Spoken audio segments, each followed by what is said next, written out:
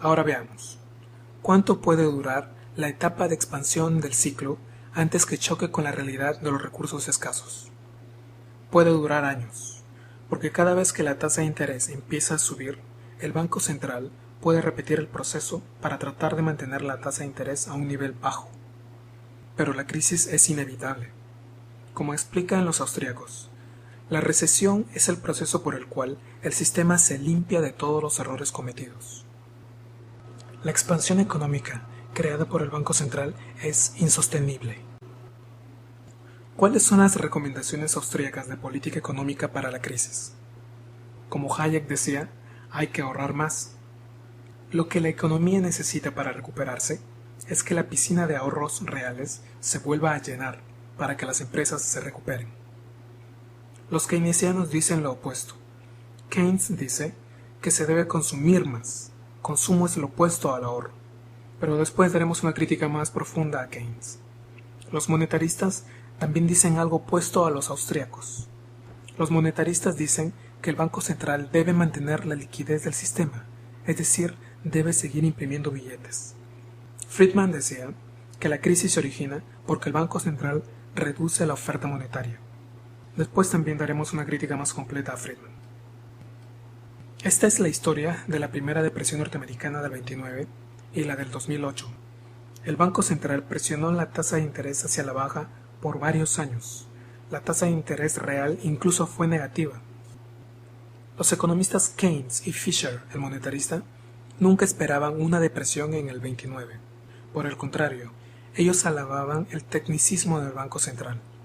Pero Mises había hecho la predicción antes. Mises escribió su teoría en 1912. El ex jefe del Banco Central norteamericano, Greenspan, negaba la existencia de burbujas en el sector inmobiliario, igual que el nuevo jefe del Banco Central, Bernanke. Pero los economistas austríacos del Mises Institute desde el año 2002 ya habían hecho la predicción. La teoría austríaca de los ciclos económicos nos permite entender todas las recesiones, depresiones e hiperinflaciones donde los gobiernos a través de los bancos centrales han manipulado la economía. Un ejemplo de esto es la hiperinflación alemana y el Perú de los años 80 con Alan García. Ahora otro punto. ¿Puede alguien ganar con todo este problema? Sí hay gente que gana este problema. El político de turno durante la expansión económica, porque eso le permite ser reelegido. Los bancos privados, porque los bancos privados hacen miles de préstamos y sobre eso ganan plata.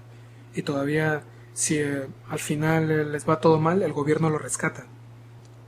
El rescate consiste en que cuando el banco privado está completamente quebrado, porque prestó plata a empresas quebradas que ya no pueden pagar, el gobierno extrae recursos de todos los ciudadanos y se los da al banco privado para que no pierdan su riqueza. El Banco Central nunca pierde. El Banco Central imprime billetes y con esos mismos billetes se paga. El Banco Central gana millones. Pero todo el resto son perdedores. Han perdido millones de dólares y varios años, sino décadas de bienestar económico.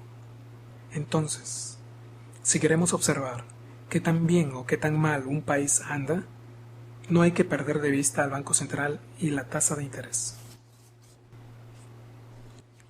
Algunas notas sobre keynesianismo. El nivel de agregación de las variables keynesianas no nos permiten entender lo que realmente pasa en la economía. La teoría austríaca nos permite entender más cosas. La teoría austríaca nos permite entender lo que pasa en diferentes sectores productivos. Nos hace entender, por ejemplo, que la disminución artificial de la tasa de interés estimula los sectores de producción de bienes de capital más que los sectores de producción de bienes finales. Por eso, cuando la expansión del ciclo económico se inicia, los sectores de producción de bienes de capital y construcción son los que más se expanden, y cuando la crisis aparece, los sectores más golpeados son los sectores de producción de bienes de capital, maquinarias y construcción. El consumo disminuye, pero no tanto. Las estadísticas recrean esta predicción de la teoría austríaca. La economía no se mueve por consumo, sino por ahorro e inversión. La teoría austríaca encaja perfectamente con las teorías de crecimiento económico. Una nota sobre PBI. El ruso Kuznets inventó las estadísticas de PBI para sostener la teoría keynesiana. Kuznets era un keynesiano. y por eso esas estadísticas reflejan los errores de Keynes. El PBI no toma en cuenta el crecimiento económico de los sectores de capital de la economía, sino que solo se concentran en el sector de consumo final. El PBI keynesiano sugiere que la economía se mueve por consumo. Por ejemplo, el PBI de Norteamérica sugiere que 2/3 de la economía se mueven por consumo. Pero cuando se considera la economía de capital de un país, las cosas cambian.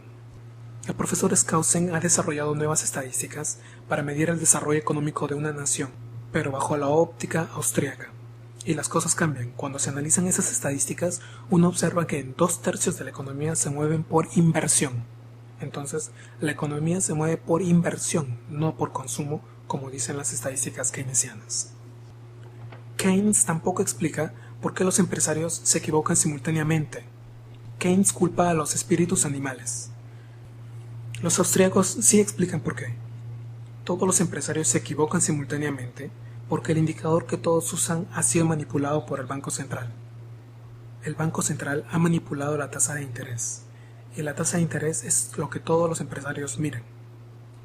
Cuando los bancos cobran menos interés por los préstamos, todos los empresarios se embarcan en nuevos proyectos, pero en realidad todos esos proyectos son insostenibles y tendrán que desaparecer. Los monetaristas, por otro lado, solo se concentran en el impacto de la masa monetaria en los precios, pero no consideran el impacto de la expansión monetaria en la tasa de interés y sus efectos en los negocios. Pero como Mises enfatizó, el dinero no es neutro en la economía. Pero después de todo esto, ¿por qué si la economía keynesiana es mala, por qué se puso de moda? Es como preguntarnos en el caso de los políticos, si los políticos son malos, ¿por qué los elegimos? ¿Por qué terminan siendo elegidos? Porque la teoría económica keynesiana da más poder a los políticos. A los políticos les encantan las políticas fiscales expansivas. La recomendación de Keynes a los políticos es: gasta más y gasta más. Crea más trabajo y te van a dar más votos. Y los austríacos dicen lo opuesto. Los austríacos dicen: no te metas con la economía. Después de la depresión del 29, vino la Segunda Guerra Mundial, y todas las naciones industrializadas empezaron a manipular la economía, las fábricas. Alemania, Inglaterra, Francia, Estados Unidos. Y la mejor justificación era el libro de Keynes. Pero ahora todos esos errores deben ser corregidos. Si queremos entender lo que pasa con la economía de un país, tenemos que monitorear a la tasa de interés, al Banco Central y a los políticos.